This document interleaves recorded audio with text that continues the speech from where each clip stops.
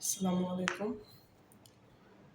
আহ, আমি আজকে খুব একটা জরুরি বিষয় নয়, তবে একটু কথা বলতে আসলাম আপনাদের সাথে। আপনারা গতকালকে দেখেছেন যে ম্যাচ শুরুর প্রথম দিকে ইন্ডিয়ান ক্যাপ্টেন পাকিস্তানের ক্যাপ্টেনের সাথে হাত মেলাননি। এছাড়া ম্যাচের শেষের দিকে যখন ইন্ডিয়ান নিরঙ্কুশ বিজয় লাভ করে, তখন তারা পাকিস্তানি প্লেয়ারদের দাঁড় করিয়ে রেখে তারা ড্রেসিং রুমে চলে যায়। তো পাকিস্তানি প্লেয়াররা তারাও আর অপেক্ষা করেনি খুব একটা, তারাও সেটা দেখে তারাও চলে যায়। এখন এখানে একটা বিষয় খেয়াল করুন যে কতটা নিচু মনের মন মানসিকতা থাকলে এরকম কাজ করা যায়। আমি শুধু এটুকুই বলতে আসলাম, আপনারা নিজেরাই একটু ভেবে দেখুন।